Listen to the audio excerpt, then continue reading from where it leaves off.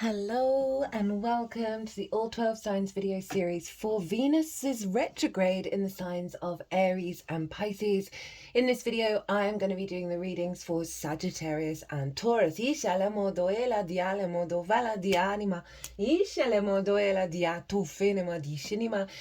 and welcome. My name's Chloe. I work with card divination, astrology, and as you just heard, and as you can see, I channel multi-dimensional energies through my body, both in the form of physical and vocal light language. All of this brings in healing, attunement, and activation codes to the messages that come through in this reading. I read for the rising signs, so for those of you who don't have either of those signs in your first house in your natal chart, look to the house that it does fall in.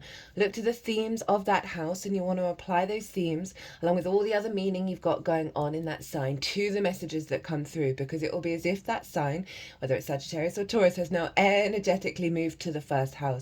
So the astrology for the rising sign will always still link in. You've just got to add on your own natal chart meaning on top of it. Right, I'm going to be getting on with Sagittarius, so let us begin. Sagittarius rising. How you doing, Sag? This is your reading for the Venus retrograde in the signs of Aries and Pisces. This is going to be a short reading, and so we're going to have one card for Aries from the tarot. We'll also get the card at the bottom of the deck, and another card for Pisces using a different tarot deck, and then we're going to get two oracle cards at the end. I'm keeping these super short. I've done a two-part collective reading, and that is where I've broken down Venus retrogrades, Venus retrograding in part 1, and then the Aries energy is in part 1, where I've tapped into the most integrated and expansive intention behind this retrograde. Part 2 is all the Pisces energy. So if you want a deeper dive into this retrograde, pause this video, go watch the two-part series and come back, because it'll just give you a lot more context and understanding of Venus, of the retrograde, and all of that jazz. I'm going to be predominantly focusing on the houses. This is showing up for you, Sag, and I read for the rising signs, as I said at the introduction, but just apply wherever Sagittarius is, apply all of that meaning to what's coming through in this reading. So, Sagittarius rising.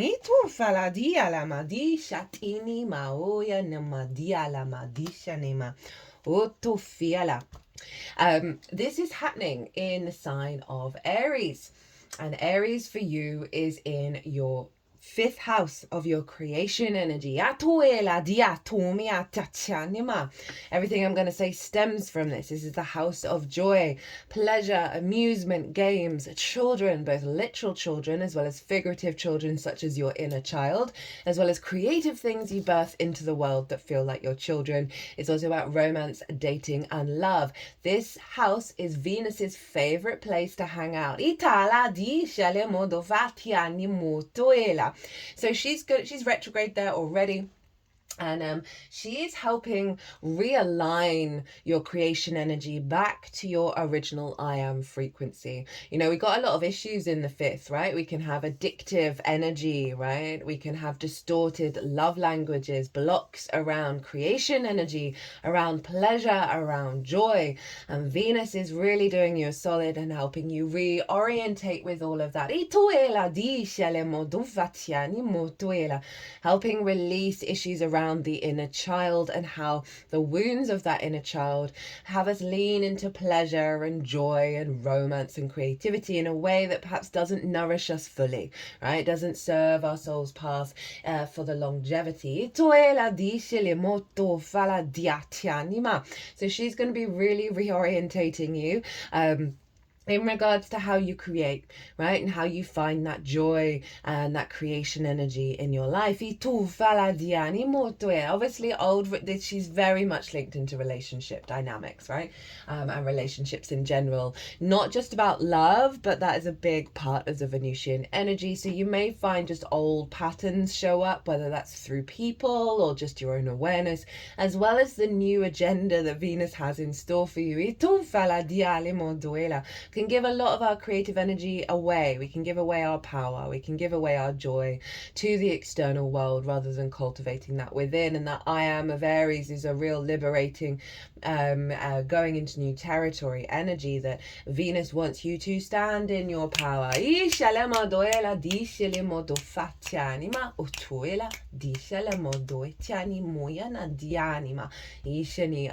may, I'll just give you a little example. So I play silly little games on my phone while I'm watching or listening to things because I need a lot of stimulation. To pay attention. I'm aware that it's not probably the healthiest thing, but I've really noticed that the synchronicities of the games that I'm interested in are really aligned with astrology, and it just shows you how it shows up everywhere.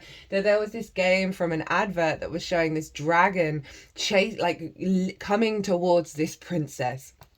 And your job is to sort of destroy the dragon so it doesn't burn up the princess. And this is so appropriate for Venus and the fact that the North Node is in Pisces, but we've got that fire energy. It's still connected, of like saving the princess, saving, like getting, the old patterns, the old impulses are being transmuted.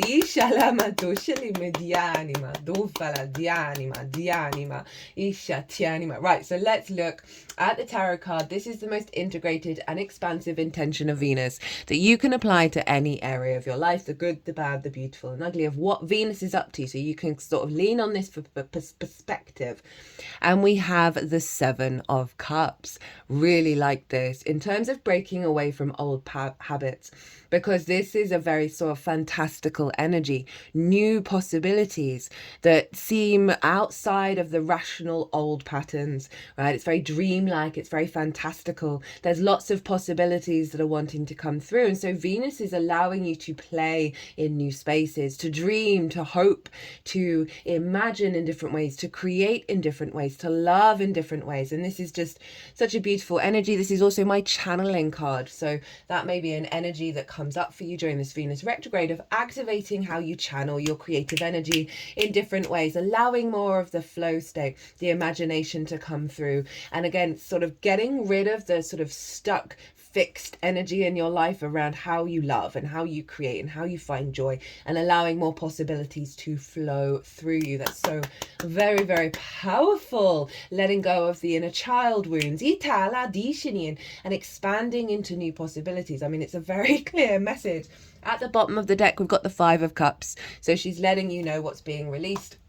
This sense of lack of satisfaction, and a sense of looking at the world, of the joy of the Three of Cups, of that union, that play, that celebration, that pleasure, that joy, that creativity.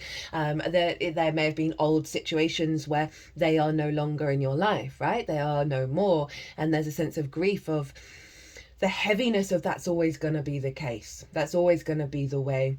It may be that you felt like you've never really had that in your life, and there's a deep grief there. Venus is helping you work through that and helping you let go of that, and then like turn around and find that Two of Cups and find that inner union within yourself. Very powerful. Lots of cups, interestingly, with the Aries energy. Let's see what wants to come through with Pisces. We're using a different deck. This is the John Bauer Tarot. All the decks are listed in the description box. Oh, that came out quick.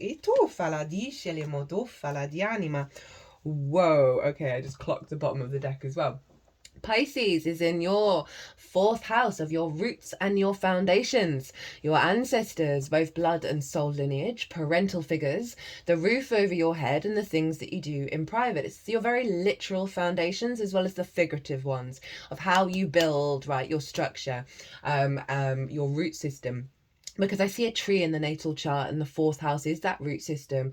And you can cut most of the tree away, but as long as that root system is still healthy and still strong, that tree is going to be able to grow back. So establishing healthy nutrients, healthy understanding of your root system. And again, we've got the ancestors, we've got the parental figures. So there's a lot of trauma in the fourth as well, right? That we can embody and build with that trauma. But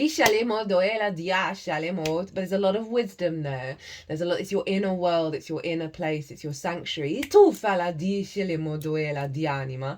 So Venus is going to, from that fifth energy of helping work through inner child wounds, distorted love languages, is then going to come back into the fourth to help really liberate at a higher level the wounds that we carry from the ancestors, the wounds that we carry from the parental figures, and establishing more love and more unconditional love of that Pisces energy, of the synchronicities into that root system, rather than the distortions from the collective ancestral emotional body. What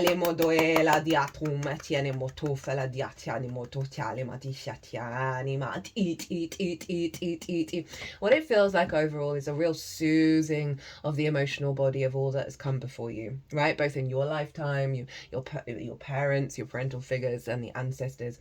And Venus is all about that creativity, that love, that connection, that harmony. So she's harmonizing your root system. She's infusing love into your home, into your roots and your creative energy. And so there's a really powerful dynamic here of you standing on your foundations of love. So allowing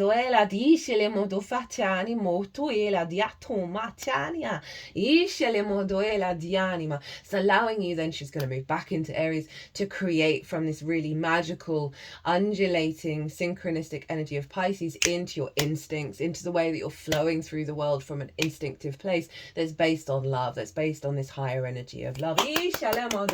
Right, let's see what you've got for the Pisces energy, the intention. Now I clocked what this was. We have the Hierophant, and funnily enough I decided to do Taurus next. Which is, this is a Taurus card. And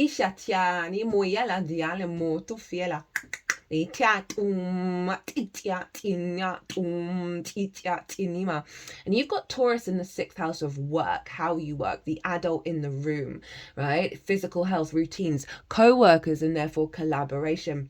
So I really like this focal point of drawing that energy into your embodiment of the way that you work and being able to put it into practice. But let's look at this card. This is so beautiful in terms of the 4th house. We have these two little figures here, and we can see them as the inner child, right, of your experiences when you're young, but also the innocence, the freshness, the curiosity, the openness to the experience of engaging with this root system, right? You see it's in this forest, and even though these are probably branches, they look like this great earth ancestral energy, this great powerful energy, and these roots are now growing up towards you, right? That wisdom, that strength, that love of knowing that your ancestors are always with you. They're trying to facilitate your life, and there's an openness to it.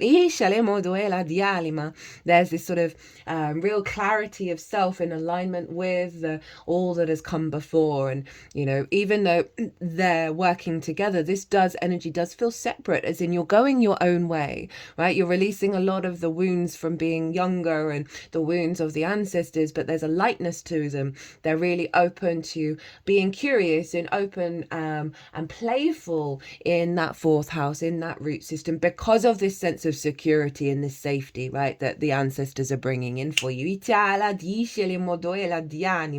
we have the feminine and masculine there, so there's a union within the self. Now, in terms of the Hierophant, this is the acknowledgement of the journey that you've been on. 1313, as I said that. The wisdom that you've learned from certain difficult experiences that has allowed you to bring in a more metaphysical, spiritual alignment with into your root system, the sense of commitment and strength with the Hierophant. And in the traditional Rider-Waite, the Hierophant is talking to two individuals, right? So there's this element of the command that you have in the awareness of your root system, this power base that you're building from,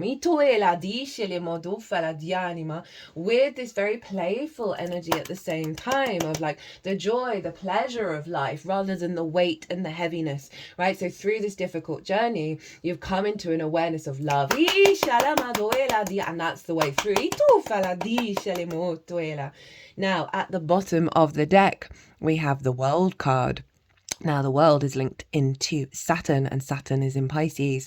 And for me, this card is the world in general is know thyself and the world will open up to you.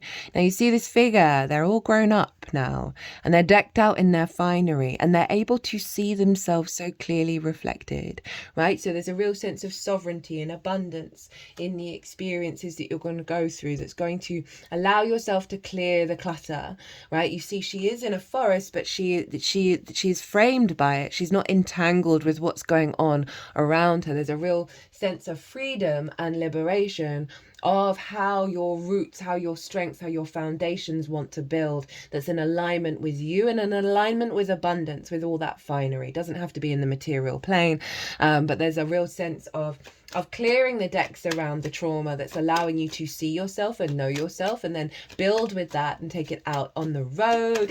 Oh, that came flying out.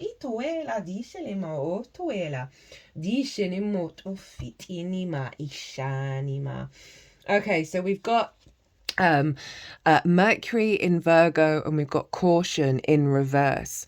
So this feels like this is and it feels like it wants to go over here. This is letting go of all the busyness, of all the wearing. This feels very ancestral, very primal, your mammalian side, your animal instincts that have kept you in this space of restriction, in this space of limitation, and caution of how you bring your love, your creativity out in the world. And it being in reverse, it's also Mercury, and Mercury's going to go retrograde in Aries and Pisces as well. So it's bringing in that frequency of just this feels very hectic, very busy, and there's a streamlined solidity that's there, that is the release of all, you know, the worries in the mind, the planning, the fear mindset.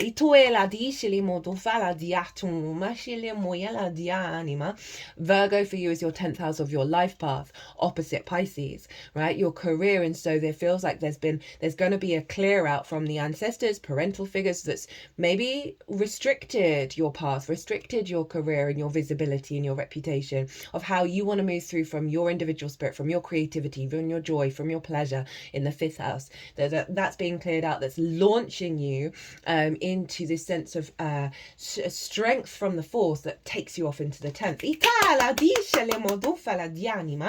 And then let me just get the we have Lord Shiva, Transcendence, from the 2nd oracle deck. Rise up, honor your inner force, steps are being given, dance with the universe. Shiva is one of India's trinity of male god figures. He is depicted wearing a cobra around his neck, representing his capacity to tame fear or the ego, surrounded by stars showing his connection to the cosmos, and holding a trident acknowledging the 3 aspects of divine masculine power in India: creator, preserver, and destroyer. He is also known as the Destroyer because of his warrior-like energy and ability to destroy fear. He is a facet of divine father energy and offers paternal protection, support, and guidance. He is also acknowledged as the cosmic dancer because he helps coordinate the interaction between Earth and the cosmos. He has the capacity to help us move beyond the fear of failure and into clarity and connection. I like that. I like that clarity.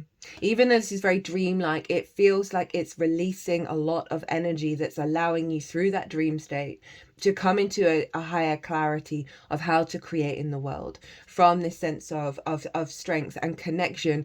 Rather than the entanglement with the ancestors, there's a clarity of that connection that's allowing you to transcend and rise up from that root system and find more joy in your life, right, with the dancing. Lord Shiva is with you now to awaken your sense of connection to life itself. You are moving through a deep transition and things will be clearer from this point. You will know exactly what you need to do and where you need to be. This is a powerful time as you will transcend the limitations that others have set for you. It is a time for innovation, ideas, stargazing, soul traveling, and soul relieving. Shiva, the Lord of Dance, is here with his sacred sound of Om to lead the way. It's making me think of Venus Venus moving through the 5th and the 4th. Lots of creative ideas, lots of around joy and how you create and your pleasure that you're then going to be able to put into practice. Maybe do some meditation, some downloads at home, and like really build on that in your foundational energy. Right, my loves, if you want to dive deeper further into this, my website is everywhere. If you want to book by PayPal, email me directly. Don't forget to check out the 2-part series. But other than that, my loves, be good to yourselves, be good to those around you, safe travels, and be well until we meet again. Taurus rising. How you doing, Taurus? This is your reading for the Venus retrograde in the signs of Aries and Pisces. As I said in the introduction, I read for the rising signs. So for those of you who don't have Taurus in the first house, just look to where it falls, look at all the meaning of where it is, and apply all of that to the messages. There is a 2-part collective reading that I've done. This reading itself is going to be very short because of all the information that's in the collective readings. In part 1, it's Venus retrograde energy, Venus retrograding, as well as the Aries energy, and then part 2 is the Pisces energy and some tips to work with the overall retrograde. So my loves, Taurus rising, where is Aries? Oh, before I start, we're getting one card from this is going to be the Aries deck, this is the Pisces deck. We're getting one card for the most integrated and expansive intention of this retrograde for you, my loves. We'll also get the card at the bottom of the deck, as well as 2 oracle cards at the end of the reading. So Aries for you is next door, and it's in your 12th house, your hidden house, your house of mysteries. It is the whoa, okay, just clocked that. It is the unconscious spaces, and in those unconscious spaces can be trauma responses, limiting beliefs, distorted love languages, right? This is why, this is oh, there's so much to say about the 12th. The house is linked into anxiety, depression, loss, grief, isolation, but underneath all that good stuff is the fact that Aries energy is the magic of your soul, right? And that's why in a lot of spiritual traditions, a lot of book religions, the way through is in, right, of going through the conditioning, pulling back those layers, because then it gives strengthens your channel to your power up, which is Aries. So this is a beautiful transit of Venus moving through your 12th house. She tidies up that 12th house. She helps you find love, connection, and harmony to that difficult energy, as well as more creative flow and connection to the magic of your soul. So she's going to be reorientating around a lot of distortions in your unconscious realms, a lot of worries, a lot of fears. Right, these are likely to come up during this transit, but do not worry, do not fear, because she's bringing them to the surface to set them on fire and dissolve them, basically, with the Aries Pisces energy. And she's also going to be showing you the new path as well at the same time. And so if there are some, like, we learn our love languages from our early years and they get imprinted in our unconscious spaces, and then we take that on the road in the way that we operate with the outside world. So this is really, really damn powerful, this transit that you're having. She is doing a number on those distortions, as well as you, as I said, finding creative resources around the magic of your soul.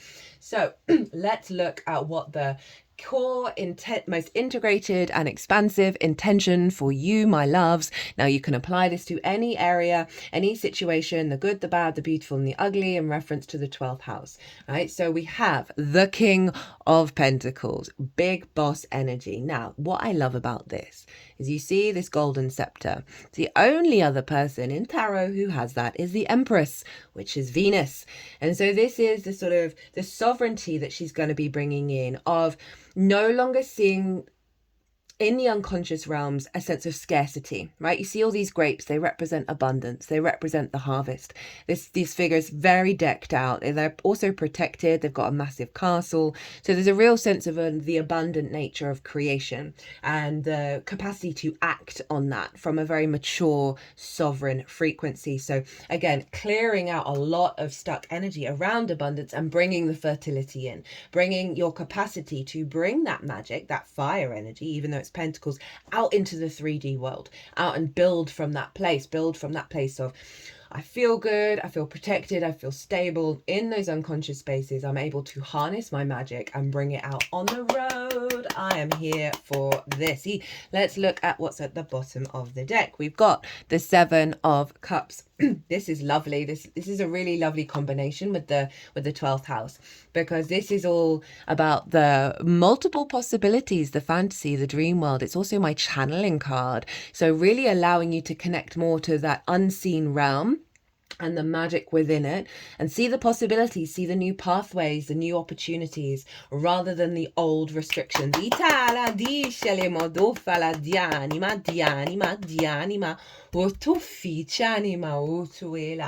Right, let's look at where Pisces is. So she'll then be moving into Pisces. By the way, in the description box are all the dates of the core pivot points of the retrograde, and with that the degrees and what's going on astrologically on those moments. I go into more detail and pull tarot cards in the collective readings on all of that. Now Pisces for you is in your hopes and your dreams. So I love the little tie over with this Seven of Cups, which is about getting a bit fantastical in the way that you dream, in the way that you hope. And so Pisces, hopes and dreams, friends, groups and alliances, and reaping the benefits from your 10th house, which is life path / career. So this is the house of good spirits. And so Venus moving through here, because she's clearing out the clutter in the unconscious realms around distortions around your sense of value and how you love and how you hope and dream. And she's moving into the hopes and dreams of again, really allowing more space and creativity and imagination and unconditional love to come through there, of how you connect and how you create your hopes and dreams, what you desire, right? Say you've had a hope and dream that's been based on an unconscious response that's got nothing to do with you, that's in fact distorted, that Venus is going to help liberate. Oh, that's too many cards. Liberate that frequency and allow you to then operate from the truth of your magic in Aries, in the way that you hope and dream, in the way that you manifest. If you've got a sense of lack of value in the 12th, Venus is going to help sort that out and then bring that energy, that freedom energy, into what you're reaping from your 10th house, because so often that can get blocked because we're not able to receive. And so Venus is opening up the pathways to be able to receive, taking you into a new space of how you connect in groups, connect to soul family.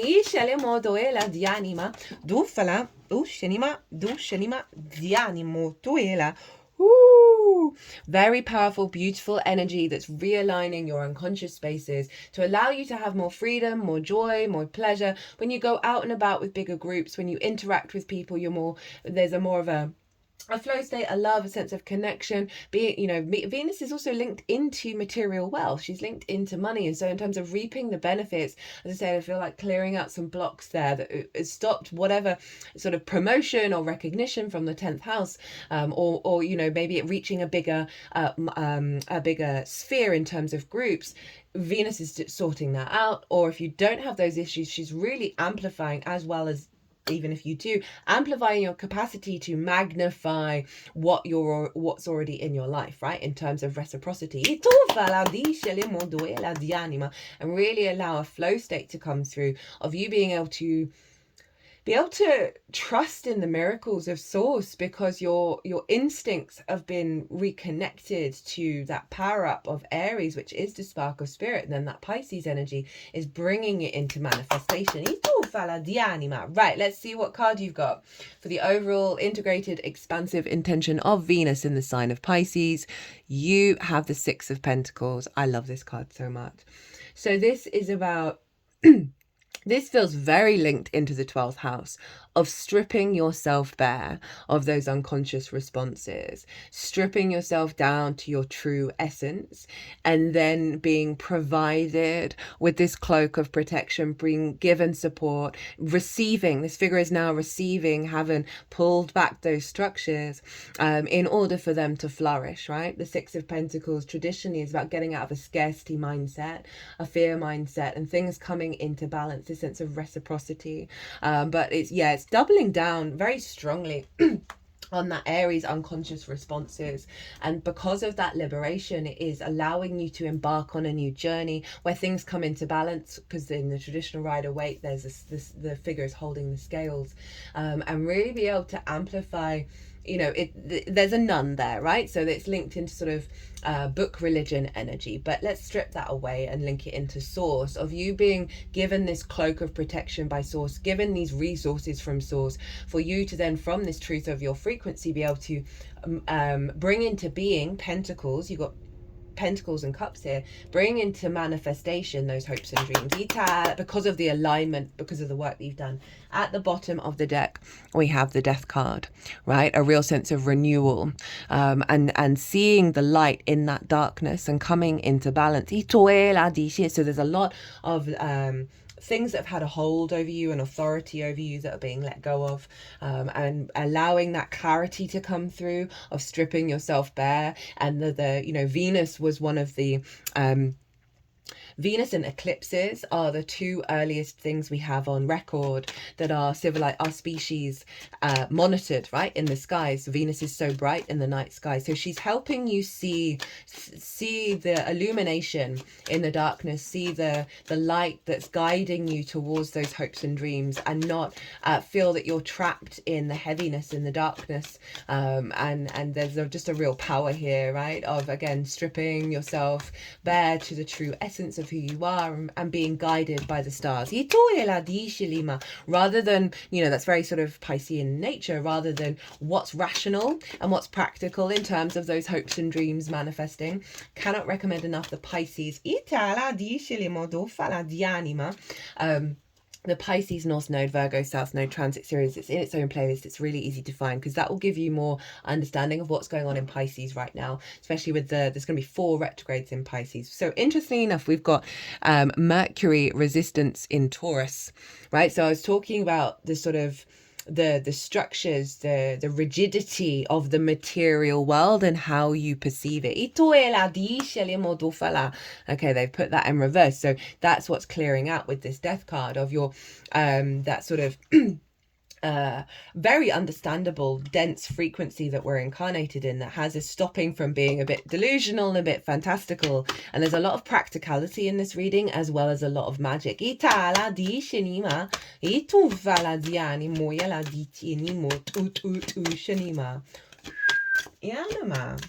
let's get the final oracle card for you, my loves. Just heard trust the process with this one. It feels really powerful. And remember, Venus is going to go back into Aries, so she's going to bring all that good spirits and that joy and that clarification and back into Aries, of like really instilling that sovereignty of how you instinctively, unconsciously create, that's in alignment with the stars, in alignment with source and your co-creation. Okay. So we have, let me just get the book open. We have Dijwal Kul. I don't know if I'm pronouncing that right. Dharma unfolding. Remember that you are on a path. Take one step at a time to happiness. Okay, so it's pronounced Dwal Kul, known as the Tibetan, is a Tibetan Buddhist master. He is said to have had many incarnations, including as a devotee of the Buddha himself, and as one of the 3 wise men who honored the baby Jesus. Through his earthly experiences, he has learned the importance of spiritual practice and discipline, and knows the path we are on unfolds over time. He is now helping light workers follow their dharma, which is a Sanskrit word meaning right way of living. That's very in alignment with the 12th house energy, right? Because, with that 12th house, we do have to do the work. We have to be mindful of the practices of working with the unconscious spaces, being observant of them, and realizing that there's so many ingrained patterns there that we've got to show up daily in order to work with them. So this is saying, take your time, show up every day, let things unfold, and this energy's got your back to bring you back into the right way of your soul, your power up wants to live, rather than those distortions. When the Wal call appears in a reading, he reminds you that your path is unfolding as it should. So again, trust the process. Take one step at a time and remember that your only spiritual function is to be happy. Very Venusian in that energy. You are a powerful person with many lessons under your belt and a real capacity to share your wisdom with the world. Take the time to go over what you have learned.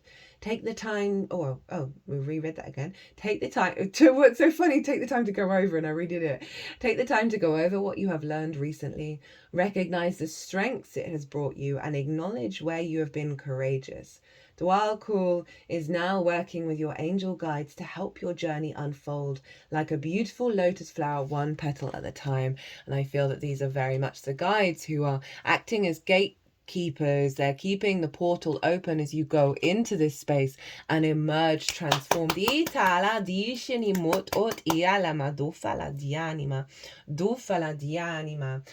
so I'm cutting the deck and putting this back. And we got Archangel Michael. Trusting heaven, you are safe, lol. Angels stand close, lol. Surrender your concerns and allow a miracle to occur. We have Moon in Libra with companionship. That union with source of not being in resistance. And obviously Venus can very much be about like companions with others. That there's something that's been a block, that's like been, Taurus, you can be a bit stubborn, you're fixed, you're ruled by the bull. Right, of letting go of something, this defense mechanism or this resistance to engaging in the new possibilities, right? This is dissolving, which is opening up your heart to allow more. Venus rules you, Taurus. I forgot to mention that at the beginning. So Venus's transits always have a stronger effect on you, same as Libra. Right, my loves, I'm going to leave it there. If you want to deep dive further into this, my website is everywhere, or you can email me directly if you want to pay by PayPal. I hope you enjoyed this reading. I hope it resonated. It's always a privilege and a pleasure to read for you, my loves. Taurus, be good to yourselves, be good to those around you, safe travels, and be well until we meet again.